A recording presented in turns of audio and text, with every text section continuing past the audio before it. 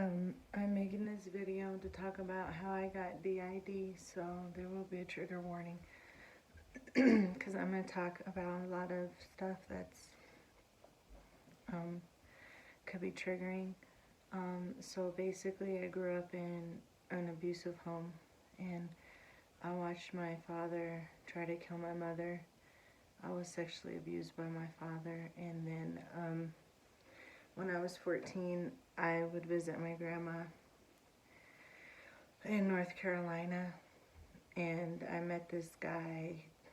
Um, he was like older than me, like I guess in his 20s, and I begged my mom to go out with him, and I was drinking, and basically I was like unconscious, and I was gang raped, and I remember like I almost died, and my soul was like floating up in the house, and I didn't tell my mom. I didn't tell anybody, and that's when I started drinking heavily. Like I started drinking, smoking weed at 13, but when that happened, I started drinking more, self-medicating with alcohol, like hard liquors, why I have liver damage. And then when I was 15, I would wander the streets, and so when I was 15, this guy took me to his house, and I was like, it was basically, it was an unconscious rape because I was unconscious, and I was gang raped again at 15, and I don't remember anything. I just remember crying, and he was like, oh, well, you had sex with all of us. And then because like I was, like when I was growing up, well, like I have borderline, so basically like no matter what I did, I would always get hit or abused. So I started to hate my parents at 13 because I was traumatized. I had a lot of childhood trauma, so I would run away. And then I do remember another time when this girl, she lured me to this guy's apartment, and I guess well, I know that they sexually assaulted me, and I was like all drugged out on acid, and I peed all over myself, and then when I was 16, I met the guy that pimped me out, and it was a really horrible experience. He was statutory raping me, and then he sold me to this guy, this business guy downtown, and he was like, how old are you? And he told me to lie and say I was 18, and it was horrible. It was like, it wasn't like full intercourse, but it was just really nasty. It's hard for me to talk about it, but anyways, the guy that pimped me out, he actually ended up getting murdered in front of me. And then the people that I was friends with, they basically, like, they kept reporting it over and over, and like they made me go and talk to the detective. I told him the same thing. Like, I saw the guys that killed him. I hid in the boiler room, and then I came out. I heard the lady screaming, the lady that was aware that he was pimping out underage girls. She was screaming, and I saw him laying on the ground with bullet holes in his stomach, and he was struggling to breathe, and he was dying, and they didn't even tell me he's dead. And then they kept me in this room, this police room, when I was 16, and have me like say how he abused me sexually for like a month before he was killed. And he was smoking crack with me, and basically he had this guy who would come over and make these little like smoking crack bottles. And because I was born in 83, so like when I wandered the streets, if I met a guy, it was common that they would just smoke crack, or a crack dealer would just give me crack to smoke. So it was pretty bad. I never got hooked on that, but so that was when I was 16. And then when I was 17, I met my baby's dad, and he's a malignant narcissist and psychopath and sexual deviant. So he abused me in every way. He tried to kill me. I didn't really get much help from law enforcement, and basically every restraining order he had, he would break. And I was homeless when I was a young woman. Well, actually, I should back up. When I was, let's see, I was 18. I met this guy, and he was like, "Oh, you should strip," and like he basically like made me do it, but like showed me how to do it. But then he stole all the money I made. And one night it was like $400. Well, actually, I forgot to say that when I was 16, I had a best friend, and her brother were sexually abused by her father. So her brother, no, I was 14. That's right, I was 14 when her brother started raping me in the basement, and it was horrible. And then his friend raped me, and I reported it, but when I went to the doctor, but then they couldn't find evidence. So basically, like, all these pedophiles that had sex with me, they basically got away with it. And as far as like the justice system, they're not gonna get away with Yahweh saying what they did. But I just really don't care. Like, I hope this video doesn't get flagged, but the point is for me to get my story out. So like before I talk about my ex, because when I was 18, no, oh yeah, okay, so the guy that got me stripping, he he like he sodomized me, and so did my other baby's dad. But basically what he did was he brought me to his friend's house, and his friend like assaulted me, threw me up against the wall, and he held me hostage, and he had this guy come in the room and rape me, and I don't remember. Basically, he was like, "Oh, this girl will let you fuck," and I was like a prisoner. Excuse me, saying a curse. I was like a prisoner, and then he like fed me and this other girl a bunch of drugs, and they were. It was like a group rape. You know, they were raping both me and her, and she was so distraught, and like I almost didn't make it because they fed us so many drugs for days. And like I said, I didn't report this because, you know, when I was young, you know, my father was molesting me, and I thought, well, like I literally thought that like all dads like did this to their daughters. Like it took me like years of me being an adult to realize that like that what my dad did was not okay. Like that's not normal. You know, it's just really horrible.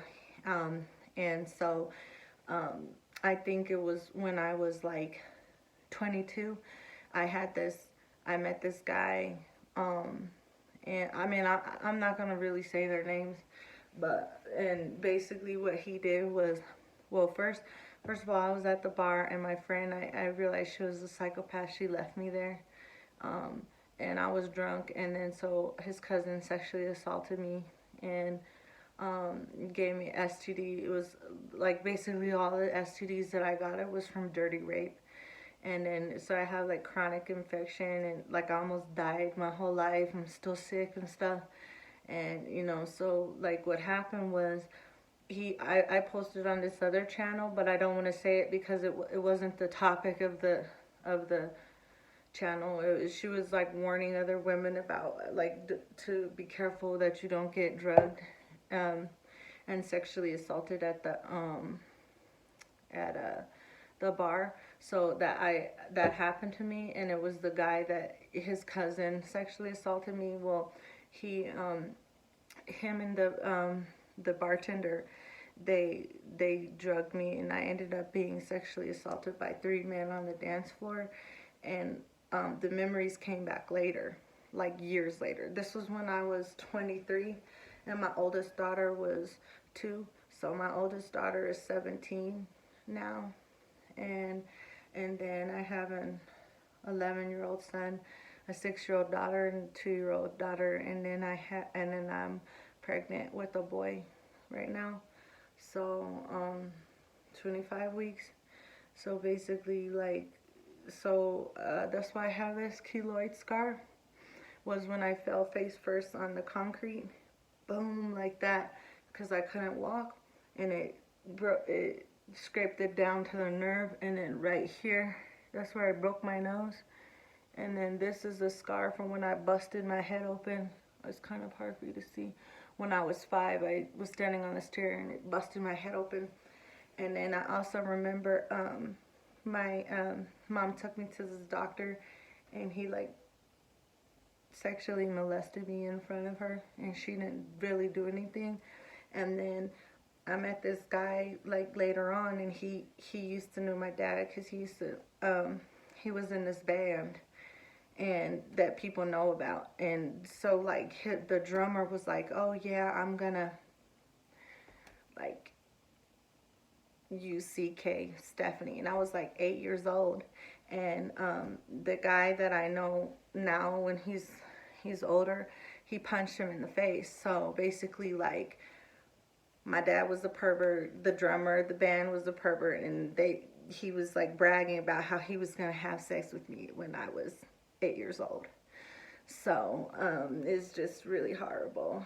And so basically what happened was I didn't know that I had D.I.D, which is short for dissociative identity disorder, and this was confirmed by a neuropsych evaluation. And so it's like I have a fragmented soul and mind. And this other pastor Bob Larson, I got deliverance there. He says that it's the soul and the mind's way of protecting from unimaginable trauma. So like to protect the core identity. So like there's parts of me that like hate my mom and love my mom. And I was talking to my daughter, and I was like, I hate my mom. And then she's like, oh, that's the 16-year-old Alter. And then I'll be like, oh, I love my mom. And then she's like, oh, that's the other one. And then I realized that like I had that because like I used to, this other guy that I used to know, well, he would like give me drugs and to sexually assault me, like this other guy that did that too. When I was 22, I think too, when I was in my early 20s. And then his friend ended up sexually assaulting me, and then his brother. And they would like, because like I was already traumatized, they would like tell like, oh, she won't do anything because I would freeze. So they took advantage. And so like when I met my baby's dad when I was 17, it was like off and on.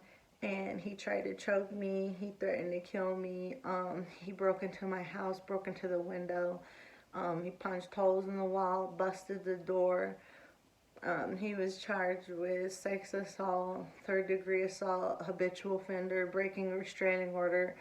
And like even to this day, like because he would follow me from city to city, and he would get me, because he would stalk me, and he would get me kicked out of every apartment I had. So like because he wouldn't live there, but that they would blame me, like it's illegal, but like I didn't know like tenant rights and all that stuff. So basically like, and like I asked the judge, I was like, I need a permanent restraining order. And he's like, oh, I'm not gonna give it to you because you're just gonna let him in. And so it's just horrible. Like I ended up losing all my children because the police wouldn't help me. Like I would call, like one time, and I used to meet guys off the chat line, so that was really bad. And I was drinking. I didn't want to ride with my mom, and she's like really toxic, and she was like, oh, she needs to be put in a mental institution. So I was like in a mental institution, and I was in there with like a guy that tried to shoot himself in the head, and people that there's like druggies, and like people or that were drug addicted. I didn't mean to say that because I know that that's a disease, and I don't my bad.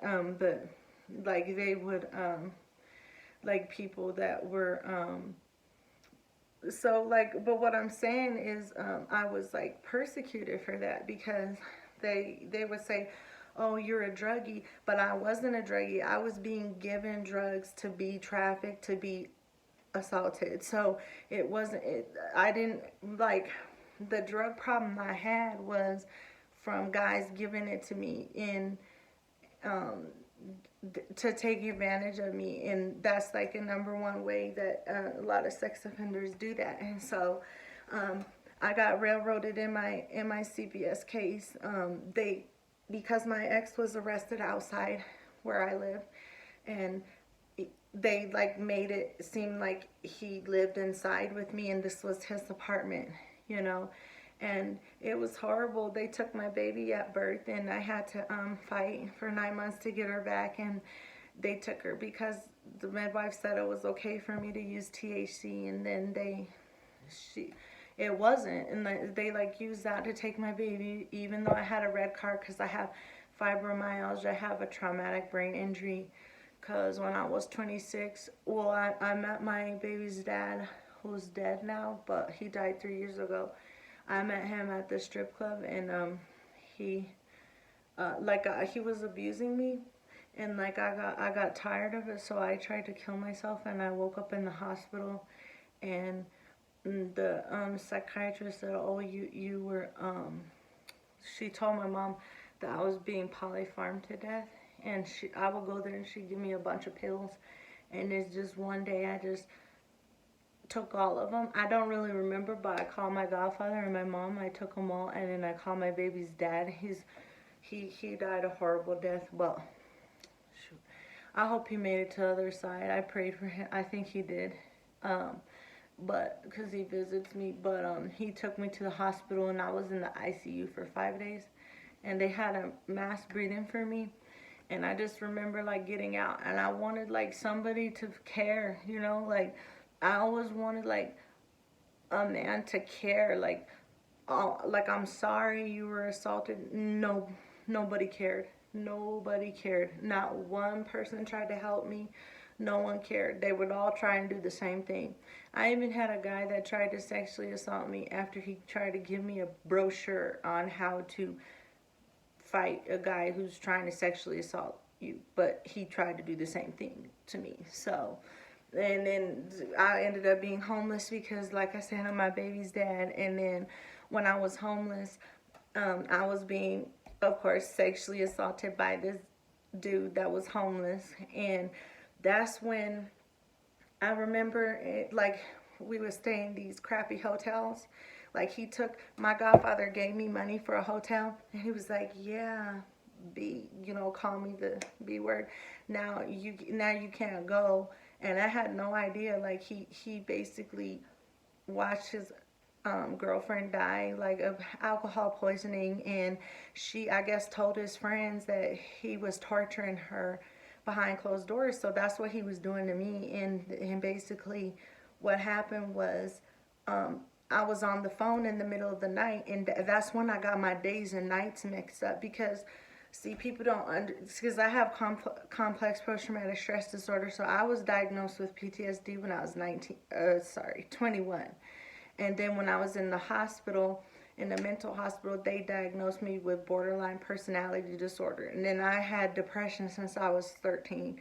So basically, like, that's like, people don't realize that, like, people that are like continually like trafficked or like held hostage, like kidnapped, like I was, and like repeatedly assaulted and traumatized, it's like your sense of time is all messed up because you're constantly trying to figure out, you're always trying to survive. So like, I remember being on the phone and I was like, yeah, this is bull. I don't know who I was talking to, and he was asleep, and I had my baby, and he would like beg for change for food for her and take care of her, and she thought that he was her dad, and he never did anything to my daughter, but I got away from him. But that's when I would get my days and nights mixed up. So I would call people at 2 in the morning, or this days and nights didn't mean anything to me.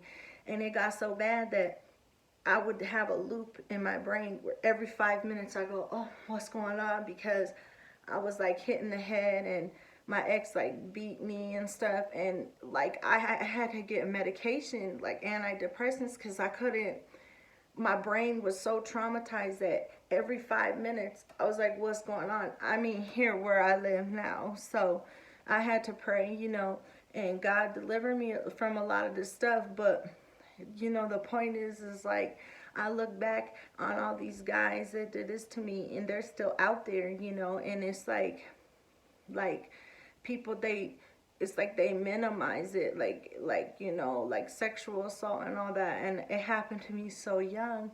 And you know, I will comment about it because I was so scared to say anything for years. I'm not scared anymore. And also too, I saw two angels here.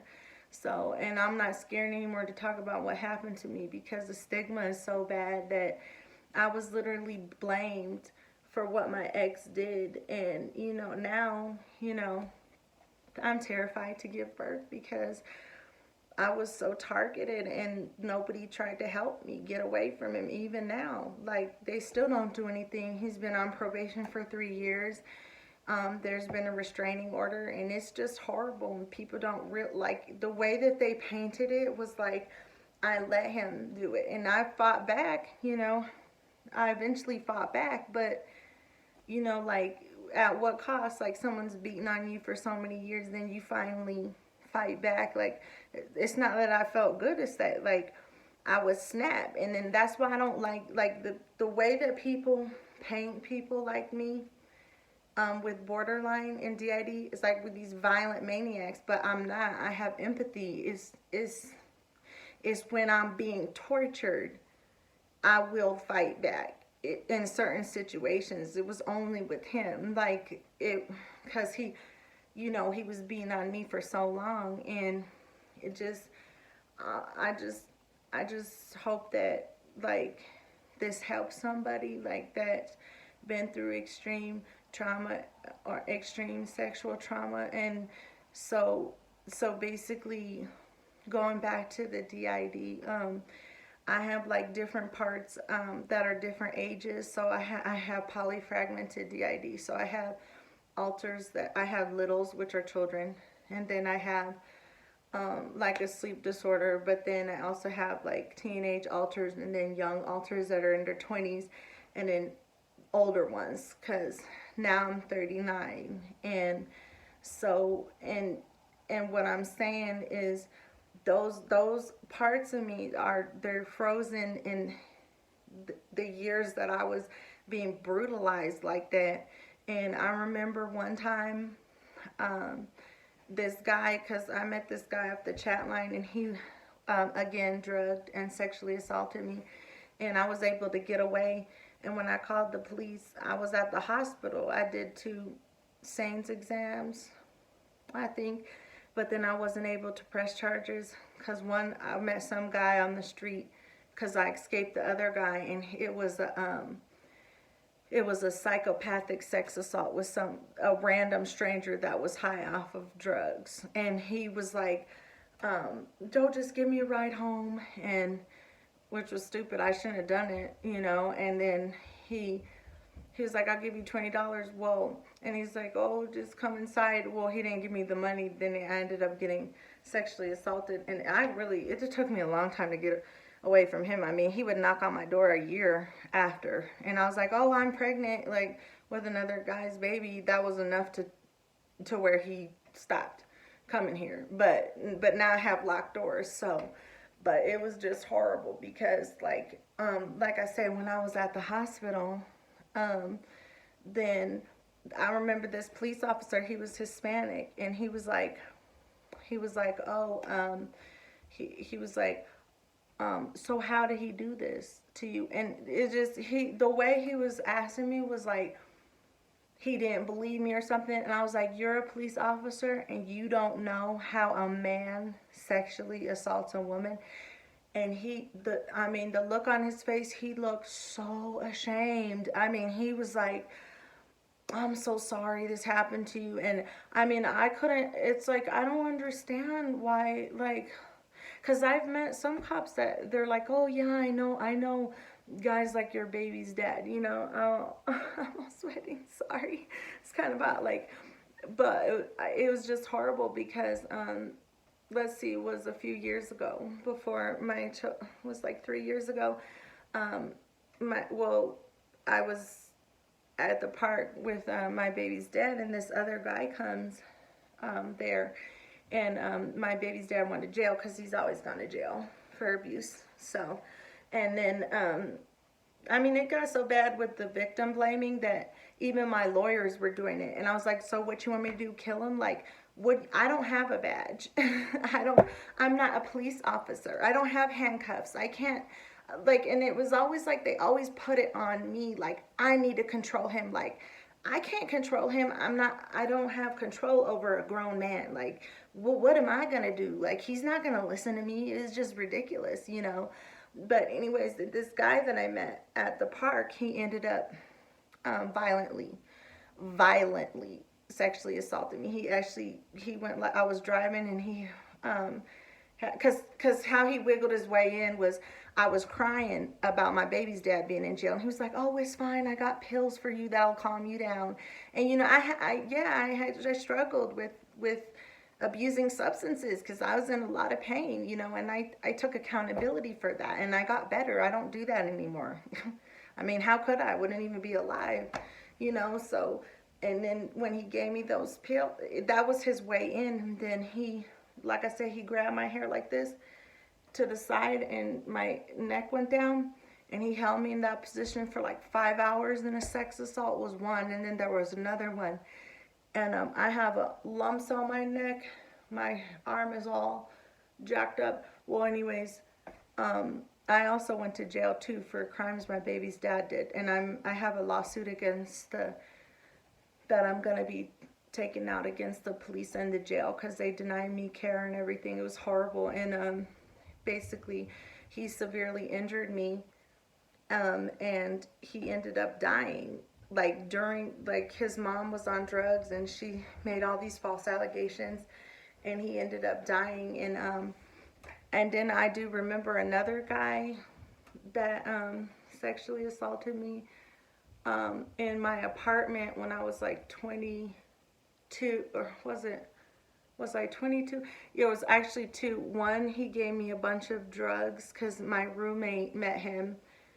And then he got me charged because I broke his cologne, and he was with some lady, and she had like pictures of me, of like my private parts and everything. And I don't even remember him taking the picture. And she was like trying to get me to have sex with her and her boyfriend. It was horrible. I was in this hotel, and when my mom hired a detective, he had like screws in his neck. He had literally done this. He was like a serial rapist. He had done this to like all these women across America, and they never convicted him. And it was just horrible. I mean, the case got dismissed, but that was the one. And then there was another guy I met at the bar, and he did assault me. And then he ended up getting shanked in prison. He ended up getting killed. And then my baby's dad was like, "Oh, that's what he gets." And there's other stuff I can't really say, but there was another time. Let's see, because I was trying to remember, because it was so much. I remember the guy that died. His friend molested me in the car, and it was so bad. He was doing, I guess, like a drug run or something, and it was terrible. He was like some crazy guy, and I mean, and then he made me take out all this money. I was robbed by the other guy too that sexually assaulted me. That's another common thing they do. They, rob, and RAPE. Yeah, it's really common. So it's just horrible. And so I struggle with a lot of anger and stuff. Because I was trying to think. Oh yeah, that's right. There was the one, another thing I wanted to say was when I was 19, I was going to college, and it's called this doctor helped me a lot. He has a website, but his name is Dr. Wilson, on how to heal from sexual assault. But what happened was it was arranged sexual assault. So basically, the girl befriended me, to set me up to be sexually assaulted by her brother. So I was 19, I was in college, and that's why I never finished my degree. And basically what happened was he like assaulted me. He sexually assaulted me. She was like, "Oh, come and spend the night." And she had a daughter, like a little girl. Like, so I didn't think anything, and it was horrible. It was so painful. I thought I was gonna die. It was awful. And then the next day she was like, "Oh, didn't you like it?"